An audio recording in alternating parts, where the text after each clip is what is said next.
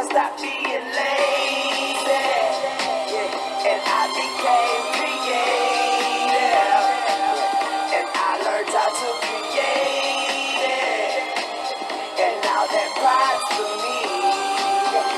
So come see. Oh, come eat. Welcome back to the Silver Lining Podcast. I'm your host, B. Sterlington, and this is your co-host, The Drunken Clam. Happy New Year, Mr. Clam.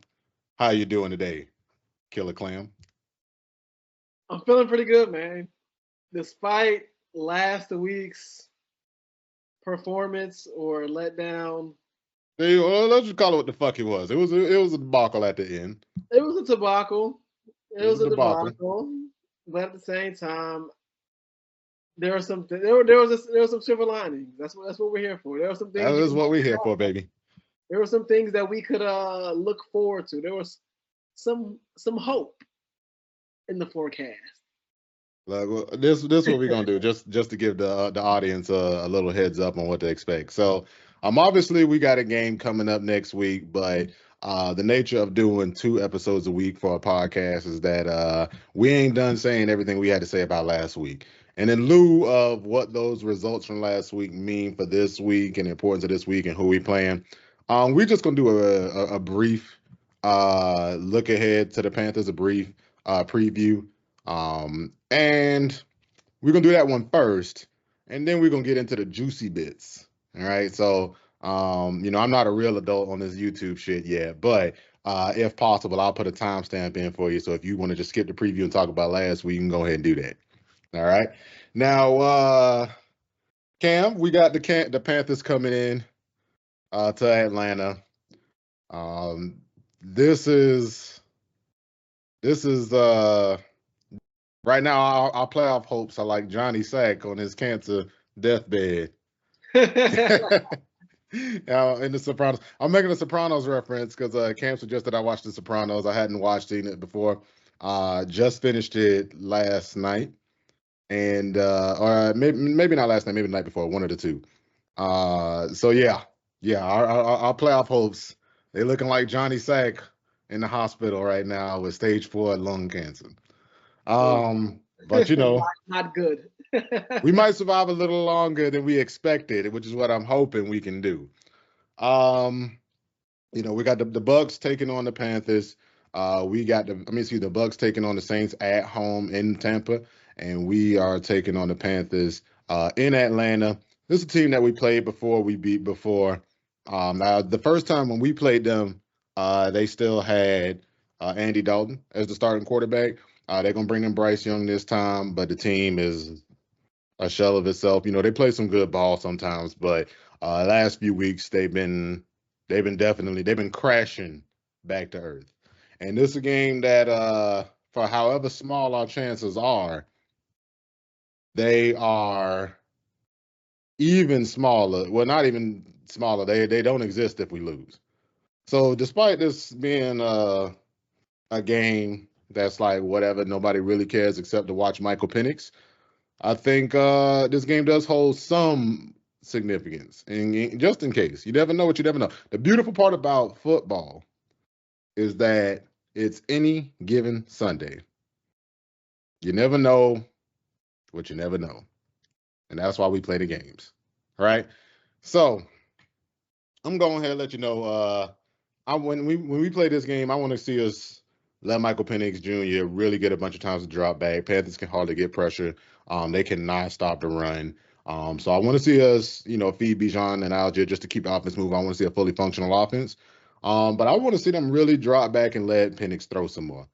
We need to do everything we can to get him reps in case this is the final game of the season, to help prepare him for next season. Right? One of the things that Penix was at Washington that I don't think he's going to be able to do quite to the degree that he does here was that he was a huge volume passer at Washington. You could even say he was the offense. He was at least the engine in the offense. Obviously they had 3 good receivers, but we see them in the NFL now. Jalen McMillan finally starting to show some signs of life. Rome Odunze is showing some signs of life, but he also got a rookie quarterback.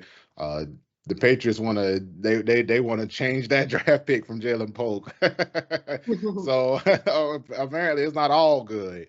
for former Washington receivers. But Michael Penix Jr., man, he dropped back a metric fuck ton at Washington. He threw the ball a lot. He was totally in control of how well that offense did or didn't do. And so to help him bring some of that to the NFL, I think we need to go ahead and give Michael Penix Jr. a bunch of dropbacks. I'd love to see, and plus that'll help Darnell Mooney go over 1,000 for the season. Maybe, based on what we saw at the end of the game last week, there might be a little bit more chemistry there with Michael Penix Jr. and Kyle Pitts. So if we can establish some of that, I want to see some of that. On defense, we getting another shitty offense. We had an up and down game last week. In the first half we put the clamps on them. The second half we could not get them off the field on fourth down, on third downs because of Jaden Daniels running. We ain't got to worry about that with Bryce. So, actually, of late, I misspoke. Of late, your boy Bryce out there been looking like number 7. He been looking like, no, he's a Panther. My bad. He been looking like number 1 out there. That boy over here running for them touchdowns. So that'll help our defense because that's like the Atlanta weakness at quarterback. Oh, this motherfucker can run. Oh, and he playing Atlanta. Oh. Well, we set a career high in rushing yards.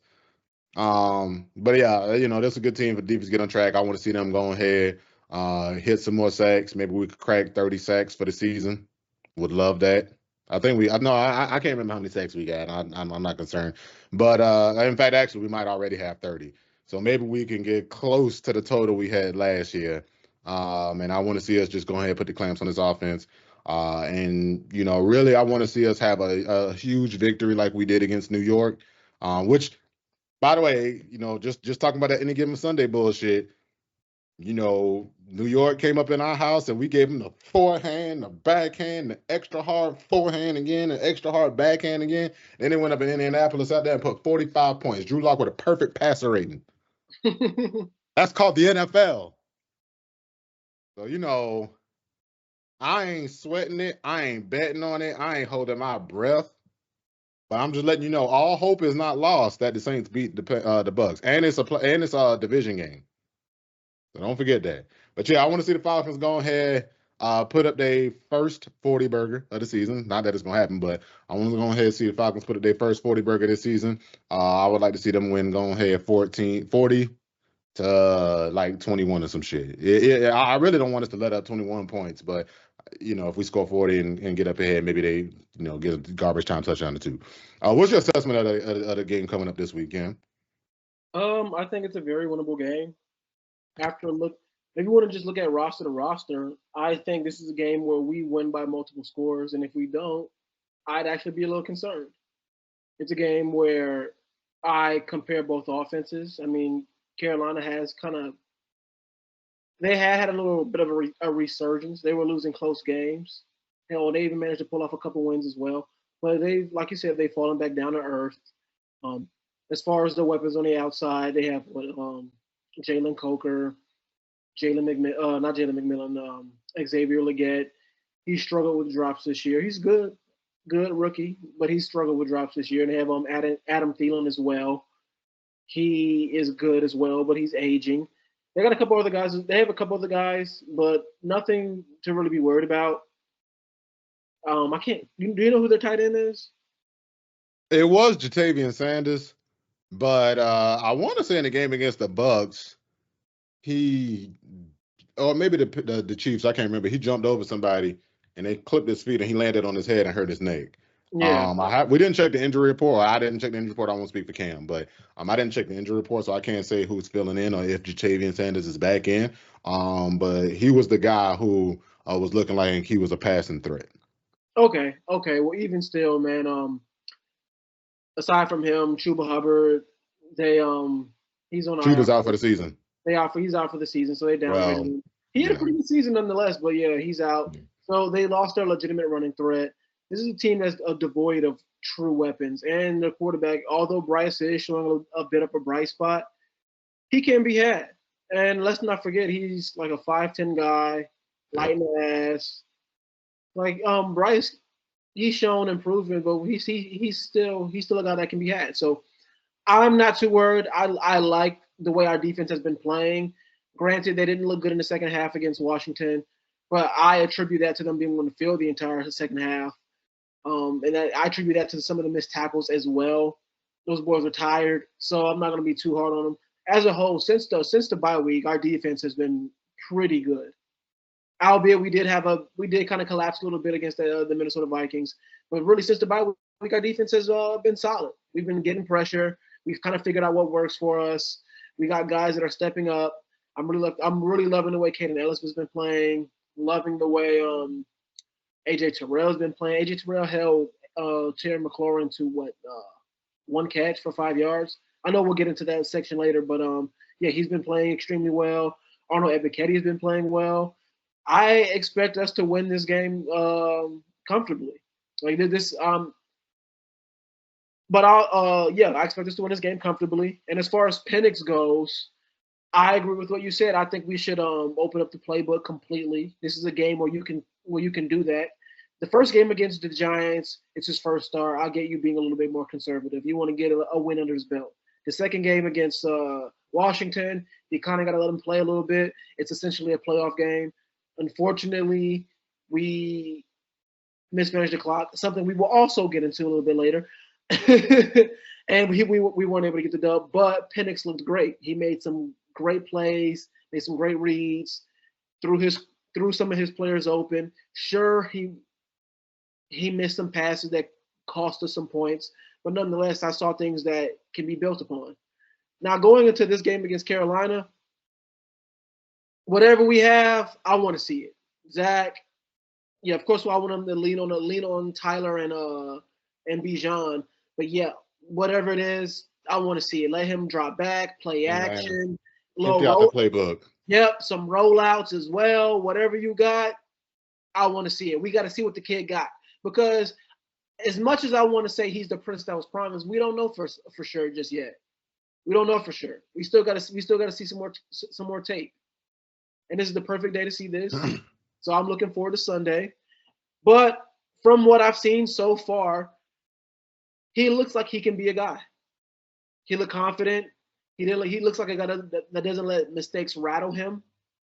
He's got the arm talent, and the mistakes and the things that I didn't like, they look like things that can be improved upon.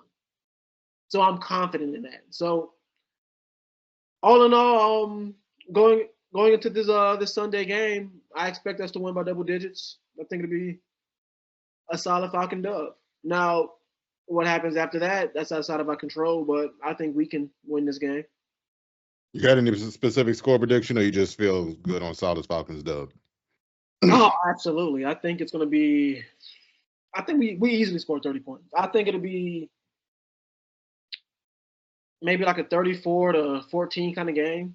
Honestly, yeah, like something like that. I could see Panther scoring a couple touchdowns, but I see it scoring about maybe like 20 points.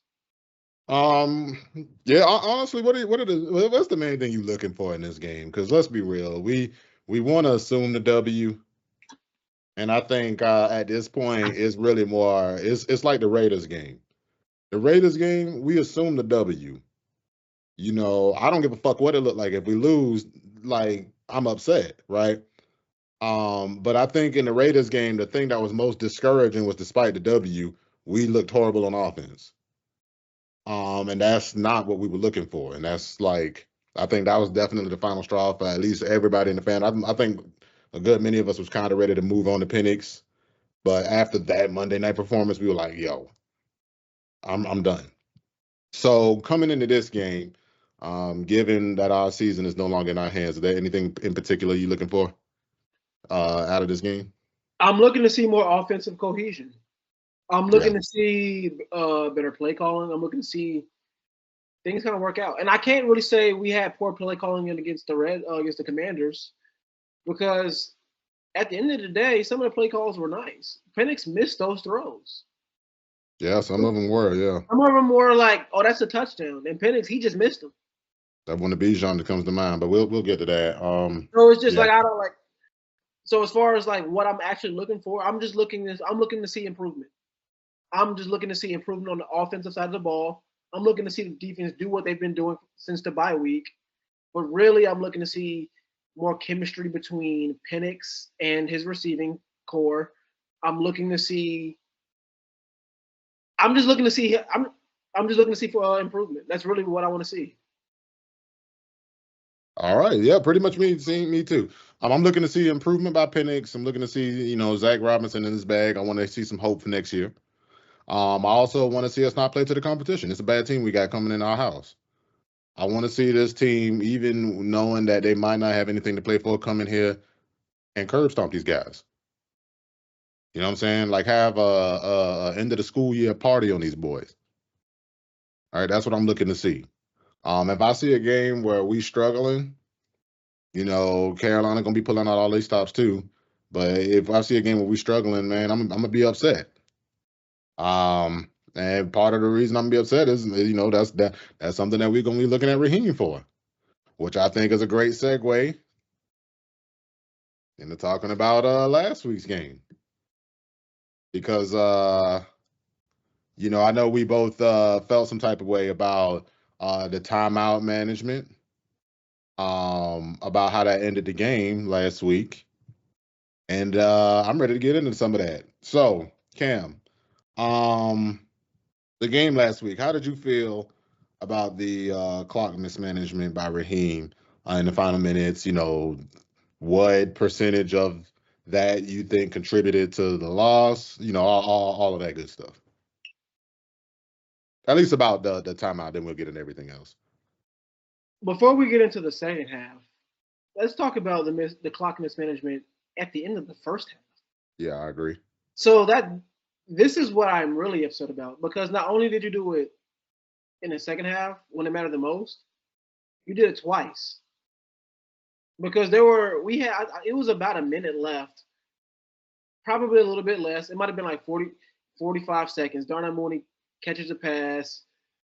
We have 2 timeouts left. Instead of going out of bounds, he cuts upfield, gets like an additional like 5 to 10 yards.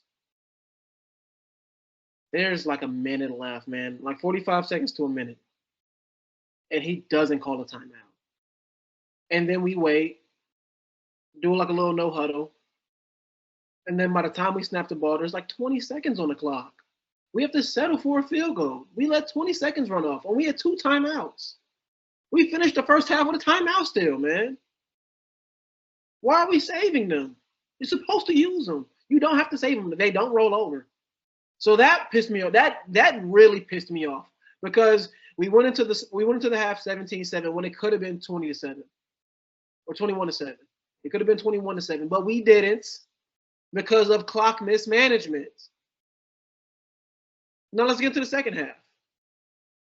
Knowing darn well the kicker you hired to replace Koo has a weak leg. We talked about this. His farthest kick he's ever made was like a 53-yarder. Yeah, 52-yarder with us the week before. A 52-yarder. That was his career long. He does not have a big leg. Yeah, he may be accurate. He does not have a big leg. I don't know if you had this piece of information. I did not have this piece of information when I graded certain parts of that situation last week. So we know that his career high was a 52-yarder. So to me, it kind of made it egregious that he missed it that short. You know what I'm saying? But it turns out Riley Patterson's longest outdoor kick is 48 yards. So Riley's apparently got a water pistol leg.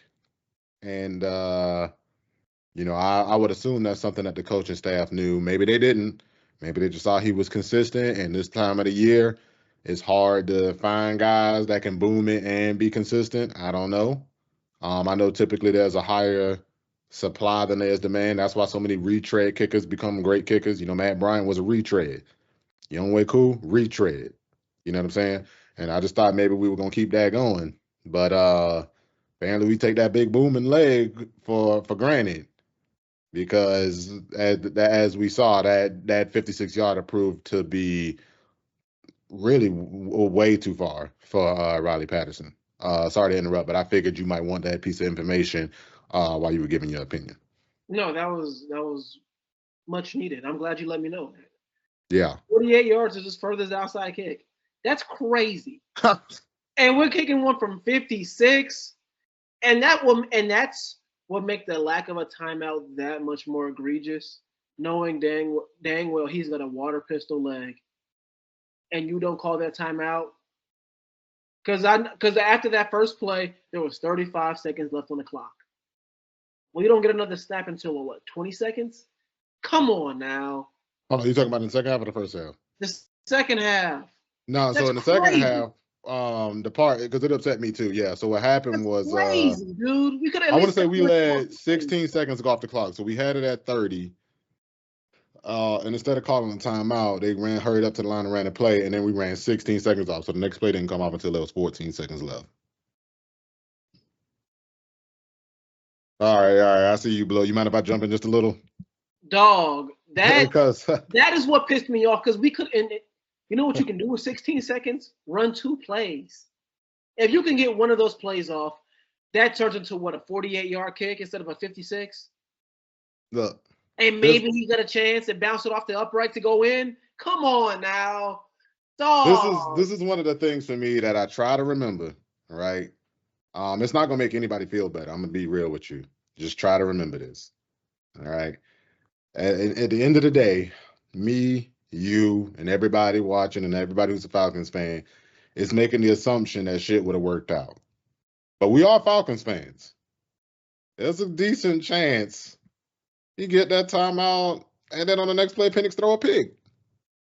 Who knows? That's how the Falcons roll, right?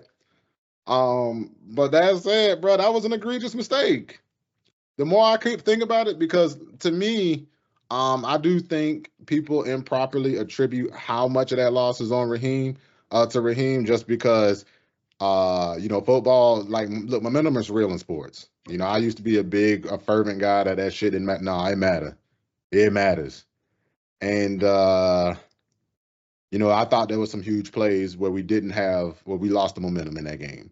Particularly that 3rd and 30, where D'Angelo Malone got an illegal contact penalty that had 0 outcome on the play, but it was a penalty on us. And then that turned into an automatic first down. And, that basically contributed to them 2 huge long drives that burnt up a bunch of the clock and kept our defense out there for 30, I want to say 29 out of 32 consecutive plays, including all 3 plays, because we went 3 and out.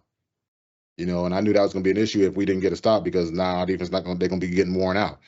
But the issues that I had with Raheem as far as that poor clock management, right, was he took bad situations and made them worse, right? So I understand in the first half, you scared that maybe we fuck up and don't get any more yardage, and then you giving the ball back to Jaden Daniels and Washington, and they had timeouts too. But at some point, bro, I'm like, come the fuck on, man. You can't coach when it's a minute down and then you burn down so much of the clock. I'm like, well, it don't matter if they get the ball now. Shit, we don't even have enough time. You burnt too much time off. Then you talk about the second half, right? You get that play with 30 seconds left. I understand. You want to save your timeouts. You want to try to hurry up and get to the line, get to play. I understand the logic, right? But where I start to get upset is you got to be watching the clock while this shit happening. If you get that 30-second play, right? That play where it's 30 seconds left, and you looking at the clock, and you looking at your team, and you looking at the clock, and you looking at your team, and you say, oh, shit, we burning way too much time. Call a timeout. Go ahead, call it now. You need to be minimizing your mistakes. Sometimes it's okay to say you made a mistake. And that's one thing I want to point out. Raheem owned his mistake. He said that was his. And, I see, when, how fans are, we get upset. We don't want to hear that shit. But I'm like, hey, look, if he would have been brushing off that shit, we would have buried him for being cavalier about making a stupid mistake, and we would have thought he was going to burn the franchise. But now that he owning up to the mistake, people are also mad about that shit too. I'm like, look, I ain't going to tell you not to be mad. We fans, y'all got every right to be mad. I'm mad. But at the end of the day, I'm like, hey, you need to show me something, coach. You need to show me. But you need to say it. You need to say that it was a mistake, and you need to show me that you learned from the shit. All right, because that's a couple things I need to see. All right. But when you talk about that was a mistake, sometimes you got to look at that shit. 5 seconds run off, and it's 25 seconds, and y'all ain't nowhere near the line. Time out now. Maybe you burned an unnecessary 5 seconds, but you cauterized the wound. Right? Yes. Shit. You put a goddamn Band-Aid on that shit. Get some gauze in it. It could have been worse. You could have let 15 more seconds go off. Don't let this already fuck up thing you did get worse than it was. And he sat there and let them boys bleed off 10 more seconds. I'm like, bruh, fucking him. Boy. And then, like, let's be real, Penix was high. He was cooking. He just went on a drive to tie the fucking game, and y'all got to stop almost right away. I don't think it was a 3-and-out, but I do think it was like a 4-and-out. And the last thing I'm like, boy, Penix is still on a heater from the last drive, bro. Like, Penix is that deal. You need to give that man chances to do something. And we let 16 seconds run off the clock and took that away. And like let me tell you what how he played. And it was just so crazy. You think maybe he still got some of that Kirk Cousins shock that man. He like gave him some PTSD. Because you remember how he started getting more and more, how much we used to go for it on 4th down early in the year. And then over time, we started going for it on 4th down, less and less and less. And then we have a game like the Raiders where after that first pick, we just running the ball. All of a sudden, we don't throw the ball at all on 1st and 2nd down. And then we had the game like he had against the Giants where he like, oh, he's a rookie. I gotta protect the rookie.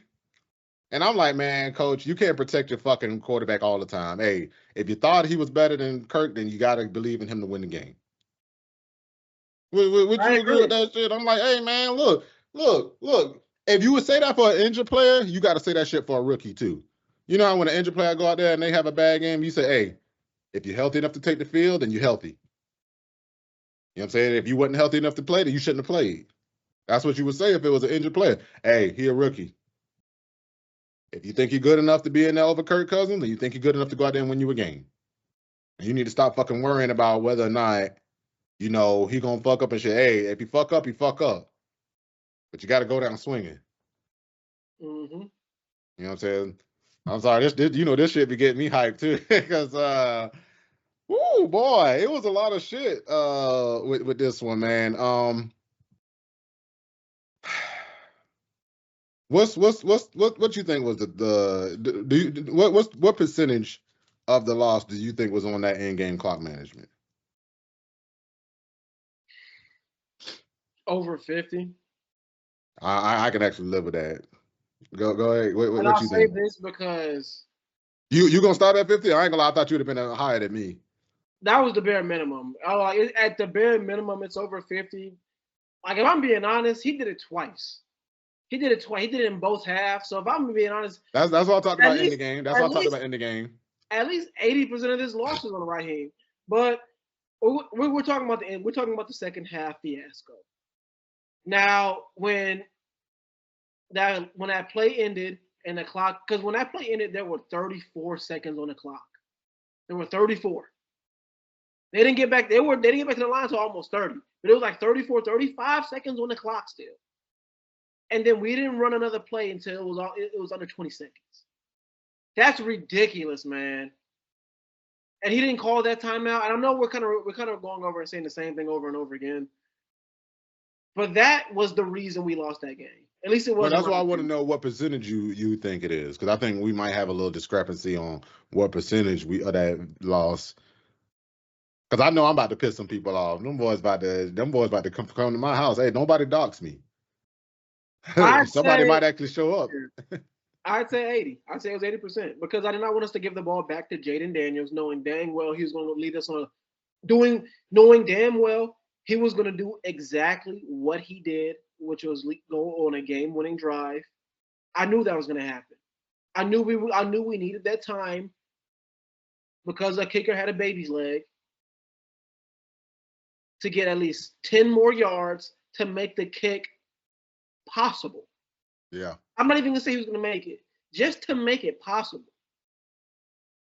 and we took that opportunity away. Yeah, I got to at least give him 80%. All right. I'm gonna give him closer to 60. Really, maybe 50. And that's fine. I think he made critical mistakes. I think those mistakes at the end really, really, really hurt the team. Now, the way I look at percentages might be a little different too. So that's my other thing. I think if somebody contributed to, well, no, I see. My thing is, if I'm gonna give somebody like an 80%, it got to be like some shit like how Kirk Cousins' game against the Chargers was, right? For me, that shit was like, I think if Penix played that game, we win that game. You know what I'm saying? I know some, and my thing with Raheem was, he mismanaged that situation, but sometimes I want to look at how we got in that situation and what happened after that situation.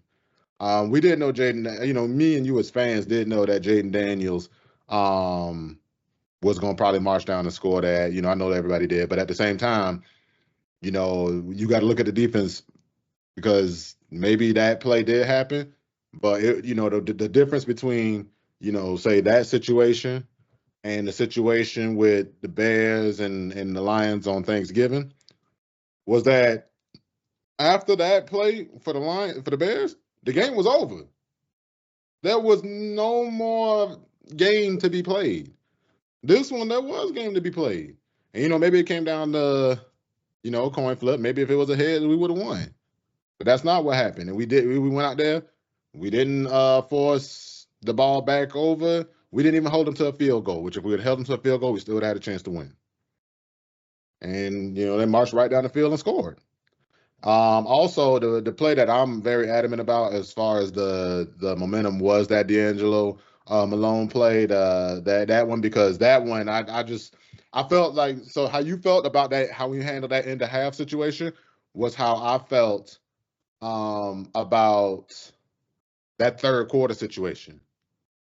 We stopped them. We had them where we wanted them, on the ropes with us getting the ball back. And the offense was moving. Right?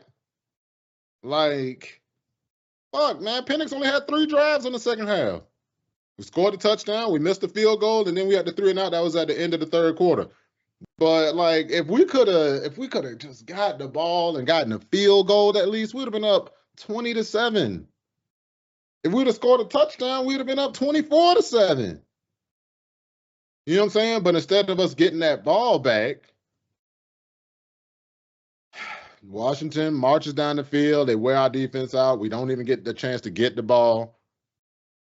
And that contributed to us losing. I feel like those situations need proper perspective on the fuck up that Raheem had, because it was a fuck up and it was costly. But I think those other couple of instances and situations are not being talked about enough. I'm like, yo, 3rd and 30 and you get an illegal contact penalty? Are you shitting me? No, I agree. I agree. And for me, the reason, and I think some of it too. Sorry, I'm gonna let you get in, but I think some of the issue too for us is the expectation, right? So that Raheem play looked bad because, if somebody said, "Hey, go on the sideline during an NFL game and call the game," I think most people would be like, "No, I can't do that part." You know what I'm saying? Go in the NFL locker room and run a practice in the NFL for the whole week. I don't think I could do that part. Manage the clock at the end of the game properly so that y'all score. I think I could do that part. I think you think you could do that part. I think you think you could do that part. So like that's the part that when you look at that shit stick in your craw the most, because it's like, motherfucker, I'm at home drinking a beer, watching the game. I can do that part drunk. You sitting over here on the sideline at the game fucking up. And so it's a play that it just look and feel worse as a fan. And that's why I attributed more than D'Angelo Malone's illegal contact. Because not only did he do it, he did it in both halves. Clock mismanagement in both halves. That's why he had to take majority of the blame. But I just can't. No, majority, yeah. Because I mean, look, at the end of the day, a penalty in the first half of a game versus a penalty at the very end of the game, or a drop pass in the first quarter versus a drop pass on 4th and 12 in the fourth quarter. Those are just that those plays are bigger. Mm-hmm. It's not always about the play you make; it's about when you make it. You know what I'm saying? And Raheem didn't do what we needed to do, and he cost us big time in this game. It's just I felt like that play, those plays weren't being talked about enough, and I felt like um, those plays, those plays led us to that situation in the first place. Well, not even those plays, just that one play, because that shit really hurt. Because my thing is, when I think about the disaster that is, like the Commanders could have completed a fucking 25-yard pass play and would have still been short by 5 yards. Not even enough to say, let's go for it on 4th down. So it was a damaging play to me that I just think needed to be talked about more, because that was one of them plays, like, when we talk about the timeouts, you at home, you know what to do. That was one of them plays that as soon as it was 3rd and 30 and I'm at the house, I'm like, please, nobody get a penalty that made this a first down. That's just the one thing you can't do. That, and just give up a wide open pass play of 30 yards or more. That just don't get a penalty. You know what I'm saying? And then we got that. So, like, I was already anticipating that in fear, and then we did it, and so I felt like that was just Falcons falconing. You feel me? But I ain't gonna lie though. Now, one of the things I do I am ready to jump on, and I don't know if I'm defending Raheem or I'm just getting kind of sick of this shit. So I see old Bill Belichick done showed his face again on Pat McAfee's show. Talking about how Raheem mismanaged the half and shit, and that was fair. He did.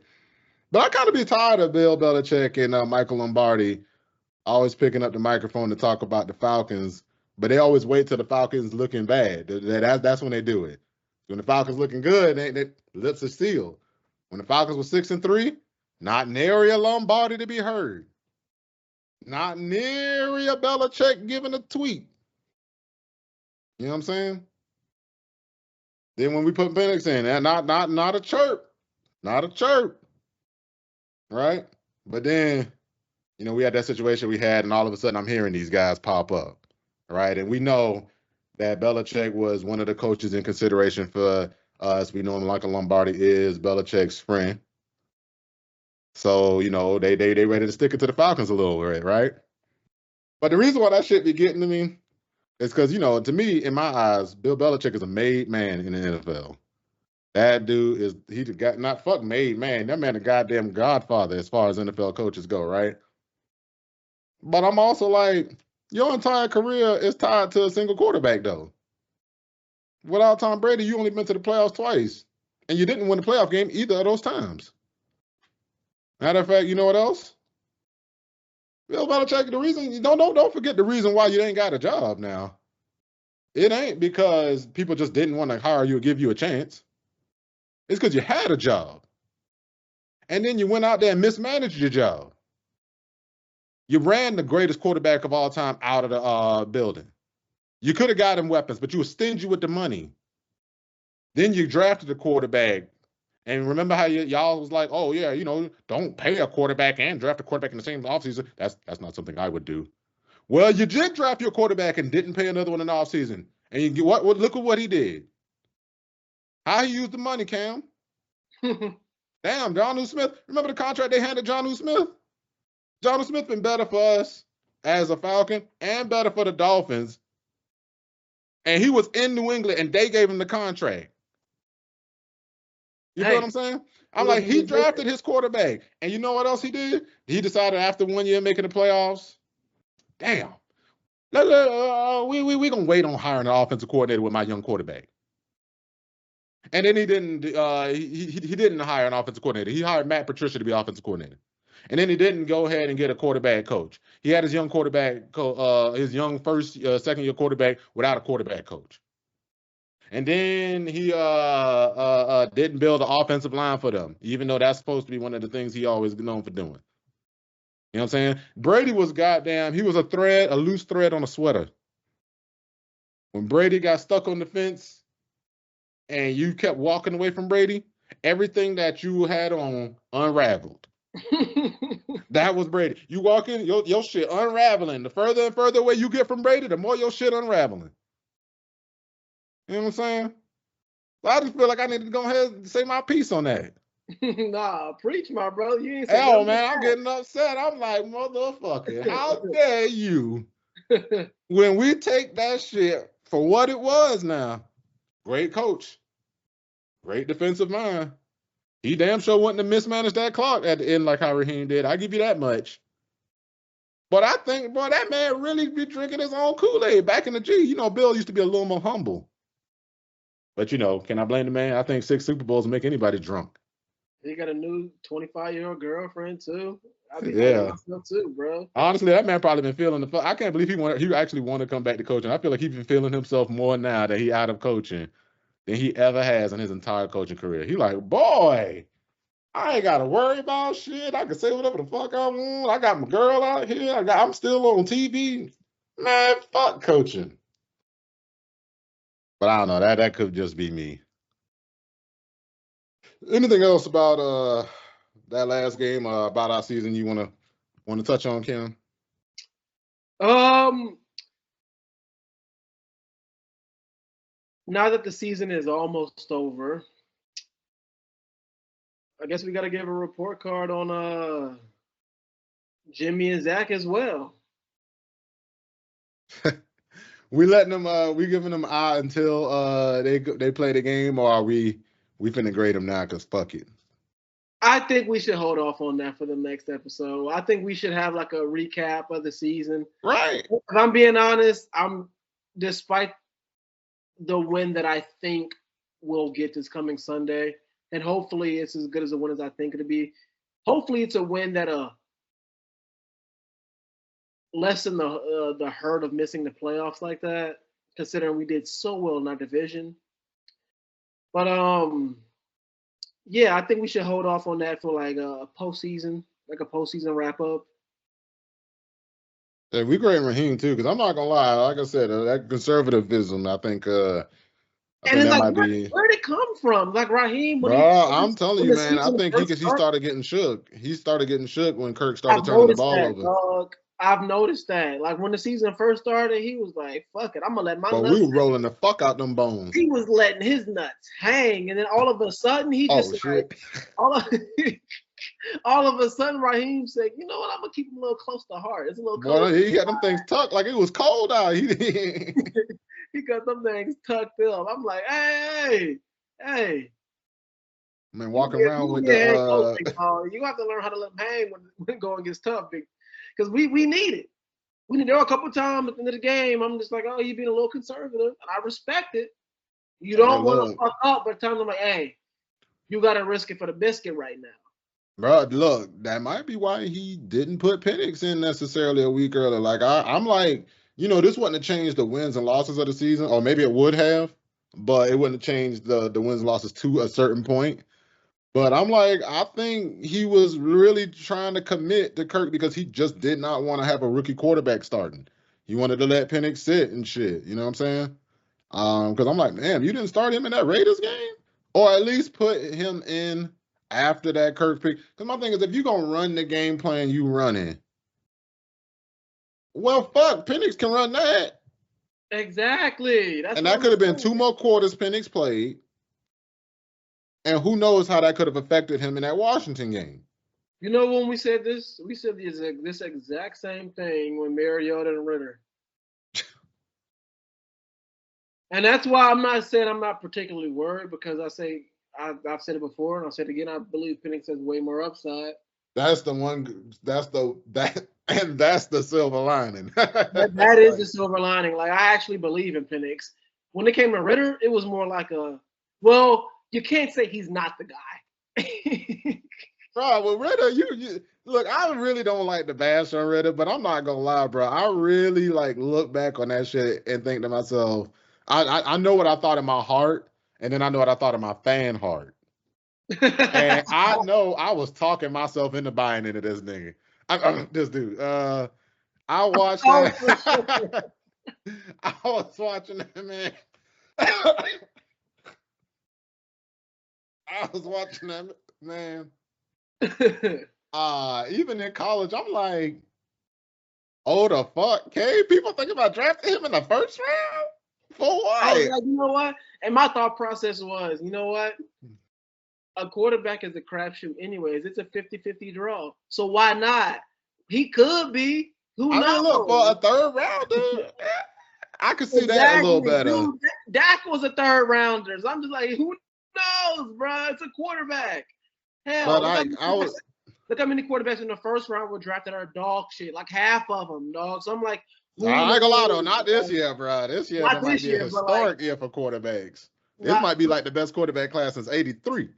that's what I'm saying, dog. That's what I'm like, hey, we got our guy. This might be the reason Terry don't. Oh This could be the reason Terry don't get fired, bro. Like, it is the silver lining. Hey, look, you bringing up some good shit because, like, I ain't gonna lie. So, you know how you have them funny fan thoughts where, that's what make a moment like getting Penix surreal. So for me, one of my funny fan thoughts over the years used to be this one we had Matt Ryan. I used to think, this was at the backside of his career though, when we started losing a lot more games, and I was like, man, this probably be like the one time we can get us a real top tier quarterback and shit. We was able to make do with Matt because Matt was a third overall pick.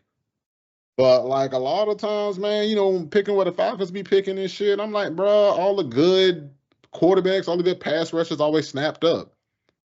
You know what I'm saying? Like even in this draft, we got the fourth pick at quarterback. It was the fourth quarterback off the board. It just looked like a real good year for quarterbacks. You know what I'm saying? And shit, at least 5 of them look kind of good. Shit, J.J. McCarthy, I saw a report somewhere that said if J.J. McCarthy would have came out this year, he would have been the best quarterback in this draft class. So like you said, man, if Penix turns out to be a dude, which I believe he will be, but if Penix turned out to be a dude, man, that shit could save Terry and Raheem. Oh, for sure. For sure. The only question is that they both improve with time. We ain't gonna get into all of that right now. But God forbid we be one of them franchises that got the right trigger man and got the wrong everything else. And that's why goddamn Joe Burrow having a goddamn MVP season. And the Bengals need 2 people to lose and to win Sunday to make the playoffs. Hey, but Joe Burrow already got paid. Right now, we're lucky we got a rookie QB on a rookie contract, and we can afford to pay other pieces before him. And I don't know. That's going to be the tight part, too. That's what the part where having Kirk does hurt a little. That contract is a little bit of an anchor. Oh, it is. But at the end of the day, people are upset about that contract. But the way I like to rationalize it is we did not. I mean, it sucks that we lost a pick due to tampering. But aside from that, we did not give up any picks for Kirk. We did not trade any players away for Kirk. All we did was write a check for Kirk. And when it comes to the NFL, as long as you don't have another situation like COVID happening, the cap goes up every year, and they print more money every year. The cap is a fugazi. A little bit. The cap is a little bit of a fugazi, and I'll give Terry credit where credit is due.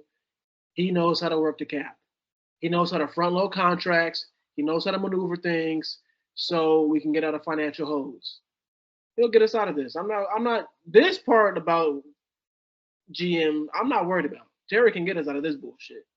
It's when it comes to like certain drafting players. I'm like, oh no, when it comes to drafting, period, bro. That man Terry, boy, after the first round, he don't know what the fuck he doing. Like damn. And honestly, with the returns at least on Pitts, we don't know about that either. But Drake, Bijan, Michael Penix Jr. I mean, those seem all right. And to be fair, Ebiketie starting to shake a little something. Hey man, and before he got hurt, hey, Braylon Trice was playing in preseason. They wanted to see more of him. So, like, granted, he was a rookie. I'm not trying to talk about somebody who doesn't play like that, but hey, come next year, that's like another signing. So, and look, another thing too, if we're being real about the free agents, if we're being real now, we got to look at. If we're gonna tell the story, we got to tell the whole story. Because I ain't gonna lie, Matt Judon wasn't a free agent, but he was a trade acquired before the season, and then Justin Simmons. And you looking at them free agent shits, and you was like, yo, what hell, Terry? You know what I'm saying? But shit, Caden Ellis, that was one of Terry guys. Hey, and I'm not Um, too upset. I'm not too upset about those contracts because they were 1 year prove-it deals. They're cheap rentals. Now, I'm not opposed to bringing Justin Simmons back. I Let's, think I might be a little bit, bro. hey, That motherfucker was, bro. Bro. Sometimes Justin, you know what's the worst part about Justin Simmons and Matt Judon for me? Those are supposed to be the guys who pushed us over. I'll be forgetting these guys on the team sometimes. dog. Like, boy, I'll be like, who the hell is 31? Oh, Who I the hell is forgot. 15? That's a big ass quarterback. I forgot about him. No, my bad. I'll be like, damn, they put Felipe Franks on defense. Exactly. They Oh finally found a man. spot for him. Oh shit, I did a swivel. Oh man, yeah. But you know, Mooney worked out. Ray McLeod worked out. Uh, uh, uh, Caden Ellis is working out. So we'll see now. Hopefully they can at least keep the key pieces of the band together, and maybe we can figure something out with trade assets and get more picks. I'd hate for us to have to trade our first rounder just to acquire enough assets, but you know, The only we'll player I see on the trading block that we potentially get rid of is Pitts, out of all our top guys.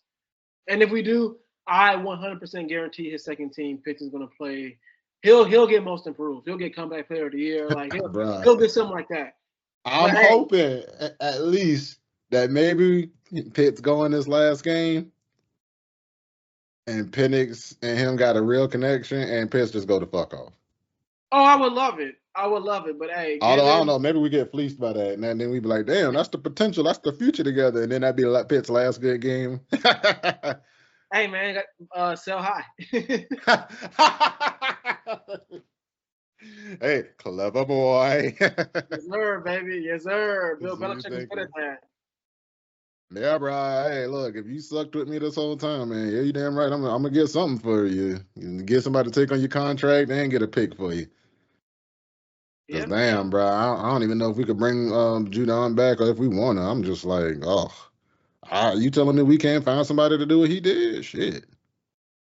For like cheaper, even though honestly, Judon really wasn't making that much bread. It's just, I think that's what we talk about, that expectation shit. Where you talk about, the excitement you had about a guy coming in, makes his lack of production that much worse. Where if they would have said, all right, a third round that gave you the production Judon gave you this year, you'd have been happy with it. Oh, for sure.